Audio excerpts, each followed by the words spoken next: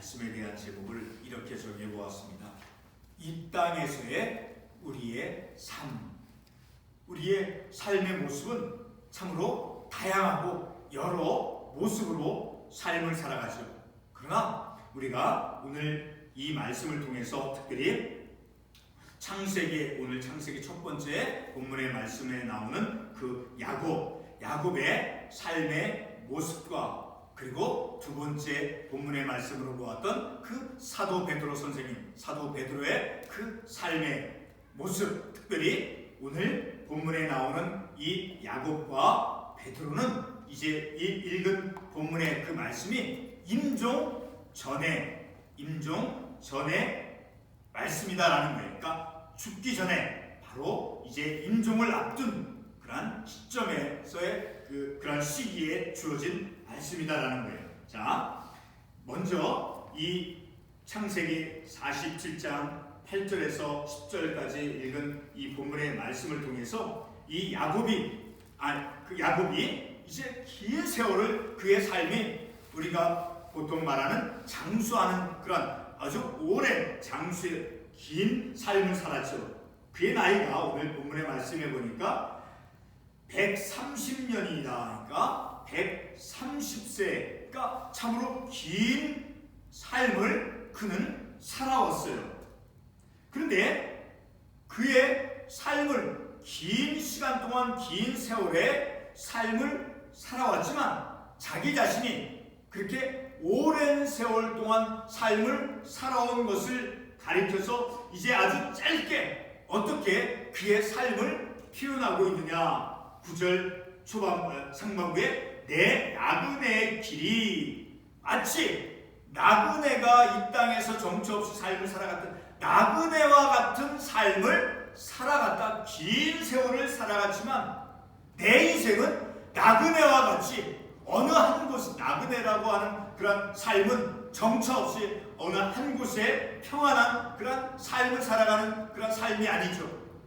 나그네와 같이 삶을 살아갔다라고 자신이 표현하고 있다라는 거예요. 그런데 이 야곱이 어떤 삶을 살았습니까? 얼마나 그가 명석하고 약삭 빠르고 그리고 속임수를 잘했던, 그래서 아버지 이삭으로부터 얼마나 많은 복을 누리면서 그리고 그 형과의 관계 속에서 그 관계가 깨어져서 그래서 이제 하란에 있는 그 삼촌 집에 그 도망가는 삶을 삶 속에서조차도 야곱은 하나님과 거래를 하면서 하나님께서 내 가는 길을 지켜주시면 내가 하나님께 어떤 것을 하겠다라고, 그리고 또 보면은 우리 한 군데 말씀을 먼저 한번 찾아가 보겠습니다. 같은 창세기 28장 1절과 4절 말씀을 보면 야곱이 어떤 삶을 그의 삶 속에서 얼마나 많은 그런 복을 누리며 삶을 살아가는가를 잠깐 우리가 보겠습니다. 창세기 28장 1절에 보면 이삭이 야곱을 불러 그에게 축복하고, 그러니까 아버지 이삭으로부터 이 야곱은 늘 축복을 받으면서 삶을 살아갔다라는 거예요. 자, 4절 말씀을 읽어보면 더 우리가 확실하게 어떤 그 복받은 내용들을 우리가 알 수 있죠.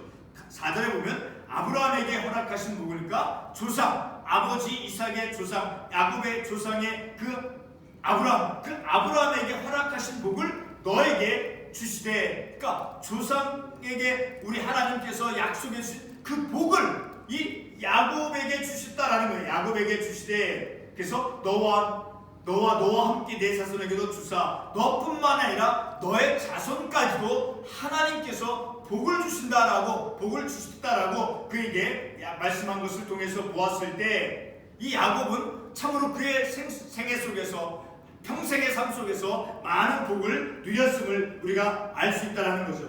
또한 이 야곱은 복을 받은 모습 가운데 특별히 우리 창세기 25장 31절의 말씀을 보게 되면 이 야곱이 얼마나 형 에서와의 관계 속에서 아버지로부터 이제 자기의 어떤 큰 복을 누리기 위해서 얼마나 약삭빠르고 명석했는가를 또한 우리가 알 수 있는 말씀을 한 군데 잠깐 찾아가 보겠습니다. 자, 25장 31절의 말씀을 보면 야곱이 이르되 형의 장자의 명분을 오늘 내게 팔라. 장자의 명분은 태어나면서부터 그 장자에게 주어지는 고유한 것인데, 이 야곱은 그런 것을 아랑곳하지 않고 거래를 해서 형이 원하는 것, 그 먹고 싶어하는 그 죽을 내가 주겠다라고 하면서 형이 가진 그 장자의 명분을 이제 맞바꿔서 자기의 것으로 취하는 이런 아주 명석함을 볼 수 있다는 거예요.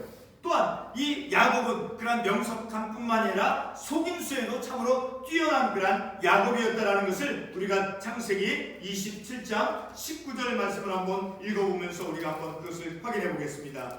창세기 27장 19절 보면 야곱이 아버지에게 대답하되 나는 아버지의 맏아들 에서로소이다. 자, 에서, 자기의 형을 가장을 해서 자기가 형 장남 에서라고 말하면서 장남에게 주어질 그 복을 이 야곱이 가로채고 있는 것을 우리가 볼 수 있죠. 19절 야곱이 아버지에게 대답하되 나는 아버지의 맏아들 에서로소이다. 아버지께서 내가 명하신 대로 내가 하였사오니 원하건대 일어나 앉아서 내가 사냥한 고기를 잡수시고 아버지 마음껏 내게 축복하소서. 자, 이 말씀을 통해서 볼 때 야곱은 참으로 명석하고 속임수에 뛰어난 그런 삶을 살아갔음을 우리가 말씀을 통해서 알 수 있다는 거죠.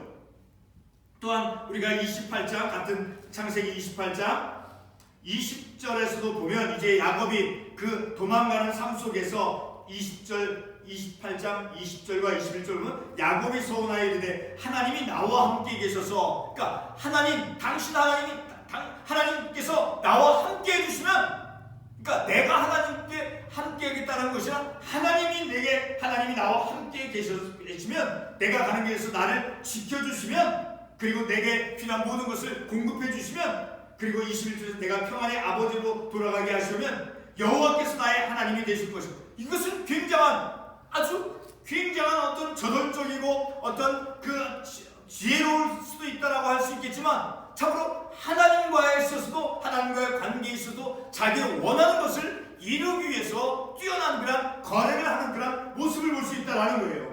하나님과 그렇게 거래를 하는 그런 모습들. 자, 그리고 또한 이런 야곱은 이제 나이가 들어서 오늘 이 본문의 말씀에서 임종 직전에 이르기 바로 전에 이제 어떠한 한 가지 사건을 통해서 그가 정말로 극도의 이기주의적인 그런 모습을 우리가 볼 수 있는 구절이 있습니다. 우리 창세기 42장 36절과 38절의 말씀을 한번 잠깐 가보겠습니다. 창세기 42장 36절과 38절에서 이제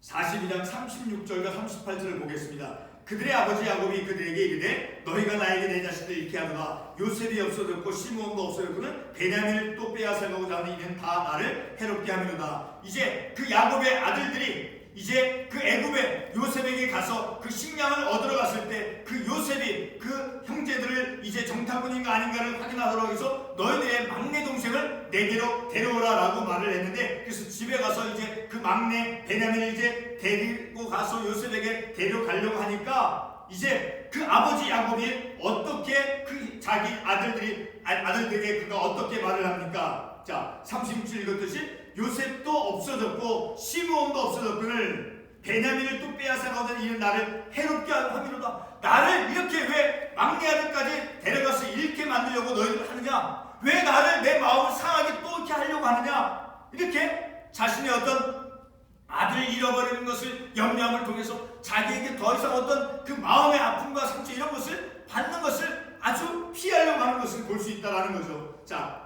계속해서 38절에 보면 야곱이 이르되 내 아들은 너희와 함께 내려가지 못하니까 그 베냐민을 형제들이 요셉에게로 데려가려고 하는데 못 데려가도록 한다는 거예요. 그 아들을 잃어버릴까봐, 자식을 잃어버릴까봐, 이제 자식을 잃어버려서 자기 어떤 삶의 어떤 큰 아픔을 또한 당할까봐 이제 염려하면서 그를 데리고 가지 못하게 하고 있다는 거예요. 그래서 38절 하반부에 만일 너희가 가는 길에서 재난이 그에게 미치면 너희들이 막내 베냐민을 요셉에게 데려가서 어떤 일이 일어나면 너희가 내 흰머리를 또 더 늙고 이렇게 내 말 인생에 이 노년기에 들어있는 나에게 또 이렇게 어려운 그런 과정을 나에게 직면토록 하게 할 수 있겠느냐? 이렇게 이제 야곱이 말하고 있는 것을 볼 때 이 야곱은 잃어버리는 것, 이제 자기의 어떤 그 가족, 아이들, 자녀를 통해서 어떤 것을 잃어버리는 것에 대해서 이제 극도의 염려를 하면서 더 이상 잃어버리지 않으려고 하는 그런 자기의 그 삶을 꼭 지키려고 하는 그런 이기적인 모습을 우리가 또한 볼 수 있다는 거죠. 참 이렇게 야곱은 오늘 본문의 말씀에서 130년을 살아가는 그 삶 속에서 많은 것을 누리고 많은 것을 취하고 많은 것을 쟁취하고 속이고 또 명석하게 거래도 하고 그리고 어떤 자기의 어떤 것을 잃어버리지 않도록 하기 위해서 그런 이기적인 그런 모습 속에서 삶을 살아가면서 그의 삶을 가리켜서 나그네와 같은 삶을 살아갔다라고 이제 오늘 이 본문의 말씀에서 말씀하고 있다는 거예요. 자, 10절에 보면 야곱이 바로에게 축복하고, 그러니까 이 야곱은 받은 축복도 많이 있는 것만큼 또한 그 바로 왕에게 또한 축복도 하는 것을 우리가 볼 수 있다는 거예요. 그러니까 이 야곱은 평생의 삶 속에서 어떤 물질적인 것을 많이 누리면서 삶을 살아온 반면에 또한 축복하는 것도 그는 아주 보통의 모습까지 이라 자연스럽게 그 바로 왕을 축복하고 있다는 거예요. 물질의 어떤 많은 것을 누리면서 삶을 살아가고 또한 축복하는, 자, 이런 물질의 풍요와 그런 많은 것을 자기가 원하는 것을 끝까지 이루려고 하는 그런 어떤 대단한 어떤 집착하는 것, 어떤 쟁취하고자 하는 그런 그의 어떤 의지.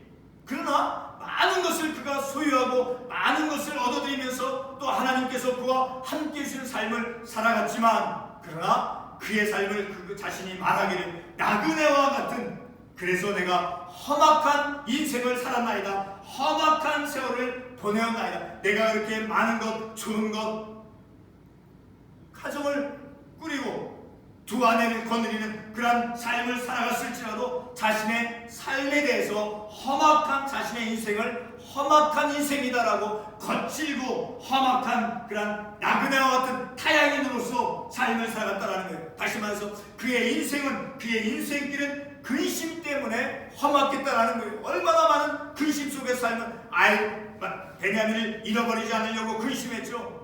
그리고 형 에서와의 관계 속에서 형 에서로부터 어떤 공격을 당하지 않도록 하기 위해서 하나님께 어떤 보호를 요청했죠. 그렇게 많은 근심 속에서 나그네와 같이 험악한 인생을 살아왔던 이러한 야곱. 자, 또 한 가지 야곱의 삶을 우리가 잠깐 보고, 그리고 이제 베드로의 삶을 다시 한번 보도록 해보겠습니다. 야곱의 삶을 이 정도 보고 우리 베드로 두 번째 본문의 말씀, 베드로후서 3장 11절에서부터 13절의 말씀을 우리가 보게 되면, 이 베드로도 역시 이제 야곱이 임종에 가까운 시점에서 말씀했던 것 같이 이 베드로도 이제 임종을 바라보는 그 시점 속에서 이제 베드로는 무엇을 자신의 그 삶 속에 무엇을 이제 그가 바라보고 있었는가?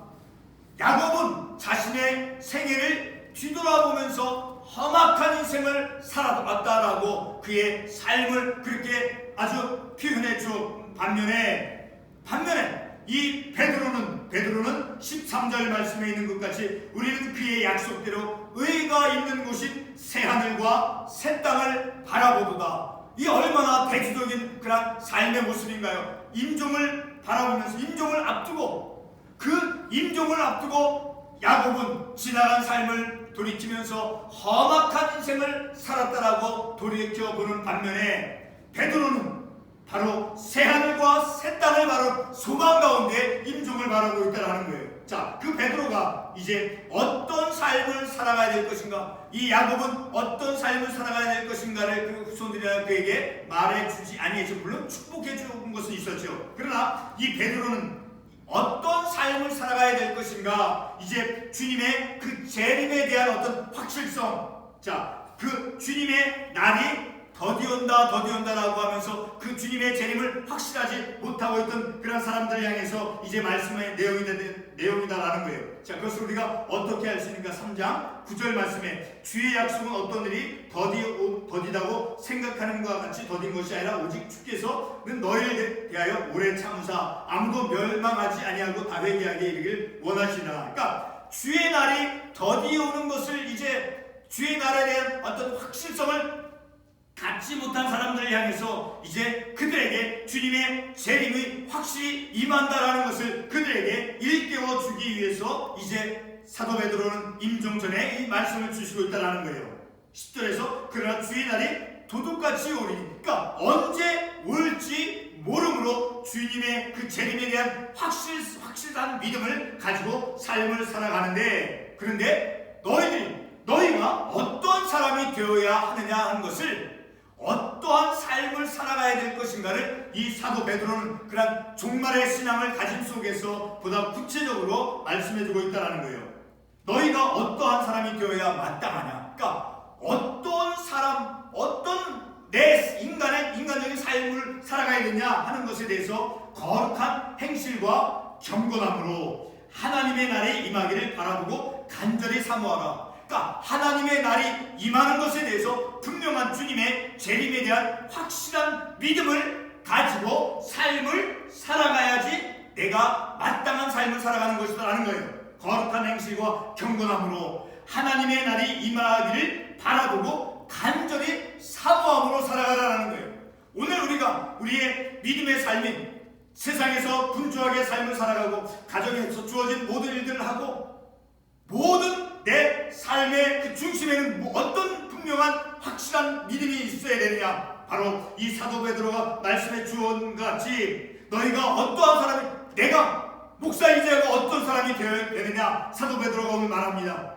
거룩한 행실과 경건함으로 하나님의 날이 임하기를 바라보고 간절히 사모하는, 주님의 재림이 분명히 있다라는 것을, 그런 믿음을 가지고 이 땅 가운데서 분명한 믿음의 목표를 가지고 삶을 살아가라는 거예요. 자, 그런 말씀과 함께 13절에서 우리는 그의 약속대로, 하나님의 약속대로 의가 있는 곳인 새하늘과 새 땅을 바라본다라는 거예요. 하나님의 의로움이 있는 그 의가 있는 곳인 새하늘과 새 땅을 바라보는, 자, 우리 이 13절 읽은 말씀을 우리가 좀 더 이해해 보도록 하기 위해서 우리 로마서 8장 21절 말씀을 한 군데 찾아가 보겠습니다. 로마서 8장 21절 말씀을 보게 되면, 로마서 8장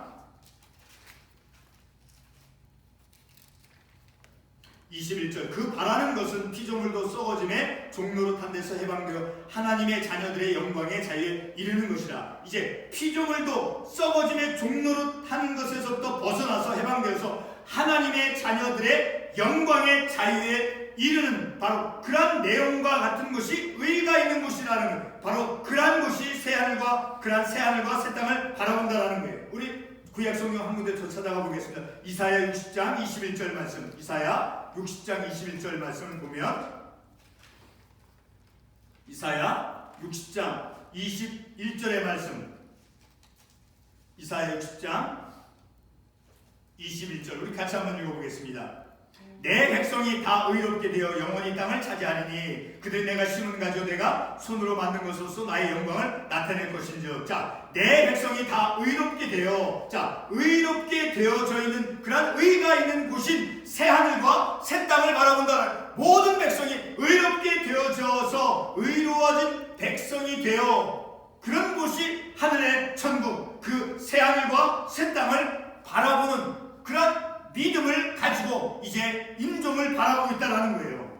자, 이러한 사도 베드로 같은 이제 임종을 앞둔 야곱은 이제 험악한 세월을 살았다.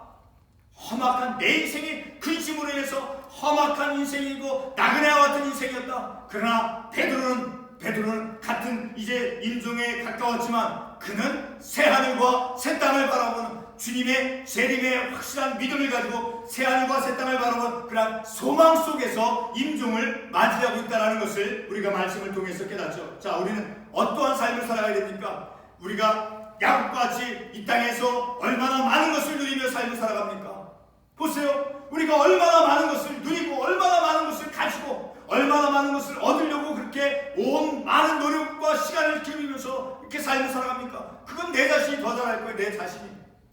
야곱과 같은 삶의 모습이 얼마나 내 안에 많이 있습니까? 그런 삶을 살다 우리가 이제 임종 직전에 나도 내 삶을 돌아보니까 뭐 그렇게 많은 것을 얻으려고 쟁취하려고 그렇게 내가 집착하면서 삶을 살아가는가? 그런 삶이 아니라 지금 이 본문의 말씀을 통해서 야곱의 삶을 비판하는 것이 아니라 이러한 야곱의 생애와 베드로의 삶의 생애를 통해서 우리가 어떤 삶을 살아가야 될 것인가 하는 것을 이제 시편의 말씀을 이제 결론의 말씀으로 해서 우리가 교훈을 받고자 한다는 거예요.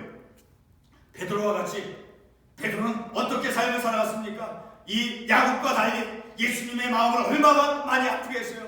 지울 수 없는 상처를 만든 사람이 아니었습니까? 주님을 따르고 아주 내가 다른 사람은 다 주님을 배반하고 그렇지만 나는 주님을 떠나지 않겠습니다. 그러나 그 예수님을 이제 저주하면서까지 모른다라고 그 저주했고 떠나버렸던 그런 베드로 아니었습니까? 그런데 주님께서 그를 긍휼히 여겨주시는 그 마음, 그를 불쌍히 여겨주시는 그 마음 때문에 이 베드로는 펑펑 울면서 자신이 뉘우치고 그리고 이제 하나님의 말씀을 전하는 그런 사도의 그 삶을 살아감을 통해서 오늘 이 본문의 말씀에서 와 같이 새하늘과 새 땅을 바라본 놀라운 그런 삶의 고백을 하고 있다는 거예요. 자, 우리는 말씀에 대한 제목을 우리가 어떻게 정해보았습니까? 우리가 이 땅에서의 삶을 어떤 삶을 살아가야 될 것인가? 어떤 삶을 살아가야 되겠습니까? 이 땅에서 야곱과 같이 그 많은 물질을 누리기 위해서 내 뜻을 이루기 위해서 그렇게 욕심으로써 이기적이고 그리고 어떤 것을 속이면서 삶을 살아가는 삶이 아니라 베드로와 같이 새하늘과 새 땅을 비록 그 베드로는 주님의 마음을 아프게 했고 주님의 마음에 어떤 못을 박을 정도로 큰 죄를 범하였지만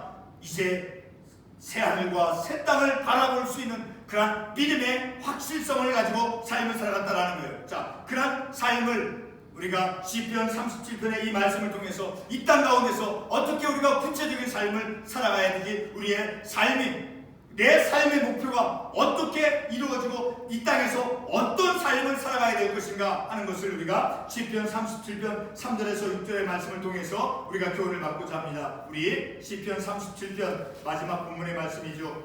우리 3절에서 6절까지 읽어보겠습니다. 다시 한번. 여호와를 의뢰하고 선을 행하라. 땅에 머무는 동안 그의 성실을 먹을 거리로 삼을지어다. 예, 우리의 삶은 이 땅 가운데서 비록 야곱과 같은 그런 많은 것을 얻고자 쟁취하고자 그런 삶의 모습이 있다 할지라도 내 삶의 모습은 3장 37편 3절 첫 구절의 첫 부분에서 여호와를 의뢰하고 하나님을 의뢰하고 그리고 선을 행하는 삶을 살아가야 된다는 거예요. 그리고 세 번째로 땅에 머무는 동안 우리가 이 땅에서 이곳에서 삶을 살아가는 동안 어떻게 살아가는 거예요? 그의 성실을 하나님의 신실하심을 마치 그 하나님의 성실이 하나님의 신실하심이 먹을 것인 것까지 그 하나님의 신실하심을 하나님의 성실을 먹을 거리로 삼을지어다. 그러니까 하나님의 신실하심 하나님의 성실하심을 내 삶 속에 내가 음식을 먹는 것과 같이 하나님의 그 성실함을 내가 취해야 된다는 거예요. 그리고 4절 말씀에서 또 여호와를 기뻐하라. 여호와를 의뢰하고 선을 행하고 땅에 머무는 동안 이 땅에 머무는 동안 우리가 어떤 삶을 살아가야 돼요? 그의 성실을 먹을 거리로 하나님의 성실함 하나님의 신실하심을 먹으면서 마치 음식을 먹는 것까지 먹을 거리로 삼으면서 또 여호와를 기뻐하라는 거예요. 하나님을 기뻐하는 것이 우리의 삶의 당연한 믿음의 본분인 거예요. 그러면 4절 중반부에서 그가 내 마음의 소원을 이루어 주시냐. 야곱과 같이 그렇게 쟁취하고 속이고 삶을 명석한 두뇌가 있지 않다 한다 할지라도 하나님을 기뻐하는 자의 그 삶에서 하나님께서 하나님을 기뻐하는 자의 그 삶에 그가 원하는 목표, 그가 원하는 소원을 이루어 주시다라고 말씀해주고 있지 않습니까? 그리고 내 길을 여호와께 맡기라. 내 인생에 걸어가야 될 그 길, 내 인생의 목표, 그 걸어가야 될 그 길을 하나님께 맡기라는 거예요. 그러면 그를 의지하면 그가 이루어 주신다라고 말씀하고 있다라는 거예요.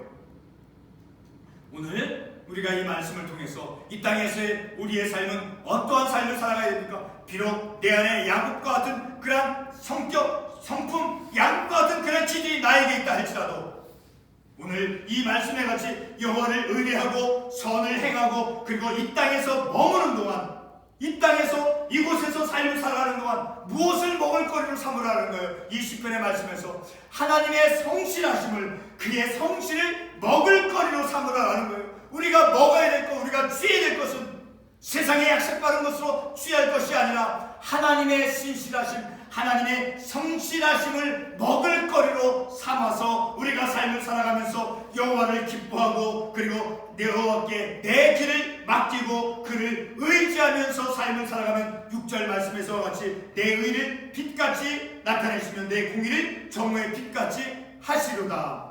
오늘 우리가 이 말씀을 통해서 이 땅에서의 우리의 삶의 모습이 어떠해야 됩니까? 어떤 삶을 살아가야 됩니까? 이 시편 37편 3절에서 5절까지의 말씀은 보다 더 우리에게 확연하게 말씀해 주고 있습니다. 하나님을 의뢰하고 선을 행하고 그리고 땅에 머무는 동안 그의 성실을 먹을거리로 삼고 그리고 여호와를 기뻐하고 그리고 내 길을 여호와께 맡기고 그를 의지하는 삶을 살아갈 때 내가 원하는 것, 내가 소원하는 것, 내가 추구하고자 하는 것, 주 안에서 말씀 안에서 추구하는 것, 그것을 이루어 주신다라고 말씀해 주시고 내 의를 빛같이 나타내 주시고 내 공의를 정오의 빛같이 한낮의 뜨거운 태양의 모습같이 빛나게 해 주시겠다라고 약속해 주고 있다는 거예요.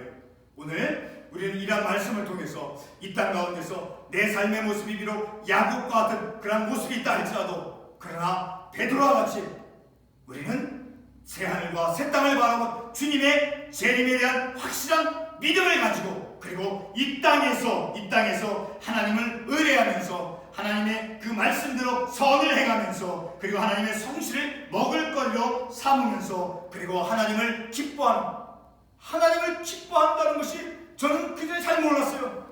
하나님을 기뻐한 날마다 나의 생각을 바르게 깨닫게 해주시고 내 발걸음을 온전하게 바른 믿음의 길로 인도해 주시는 그런 하나님을 그 어느 때도 깨닫지 못하는데 저는 그것을 최근에 너무나 확연하게 깨닫고 있는 것을 제가 개인적으로 그런 말씀을 드려볼 수 있어요. 하나님을 기뻐하는 것이 어떤 것인가? 내 발걸음이 어떤 길로 나가면 잘못된 길로 나아가서 넘어질 수 있고 실족하는데 어떤 길로 가면 하나님께서 지켜준다. 바로 하나님의 말씀을 믿고 하나님의 말씀이 참되십니다. 하나님의 말씀은 진리이십니다. 하나님의 말씀은 하나님께서 하나님 스스로가 이루어 가십니다라는 것을 깨닫는 즉시 내 삶에 하나님을 기뻐하는 먹을 것을 마시는 것을 먹어서 기뻐하는 것이 아니라 어떤 즐거운 것을 보아서 기뻐하는 것이 아니라 하나님의 말씀을 통해서 하나님께서 나로 하여금 바른 믿음의 길로 걸어가도록 하시는 그 하나님 말씀을 통해서 하나님을 발견하고 그 하나님이 기쁜 거예요. 그 하나님 마치 어린아이들이 그 어떤 재밌는 일 있을 때 꿈을 꿀 때 막 웃는 꿈도 꾸죠. 웃는 거 울기도 하고 그와 같이 내 삶 속에서 하나님께서 하시는 그 일을 내가 깨달을 때 그 하나님이 기쁜 거예요. 우리는 이 말씀과 같이 하나님을 기뻐하는 삶은 하나님의 말씀에 내가 아멘하고 순종하고 복종하는 삶을 살아가는 그 과정 속에서 하나님을 기뻐할 수 있다는 거예요. 오늘 우리가 이 땅에서의 삶, 우리는 어떠한 삶을 살아가야 됩니까? 이 땅에서 바로 하나님을 의뢰하고 선을 행하고 그리고 이 땅에 머무는 동안 3절 있는 말씀 땅에 머무는 동안 우리가 이곳에서 미국에서 이곳에서 삶을 살아가는 동안 무엇을 먹을거리로 삼아야 됩니까? 이 말씀에서 하나님의 성실을 먹을거리로 삼아 세상의 그 어떤 약삭하는 것 그것을 내 삶의 수단으로 삼아서는 안 된다는 거예요.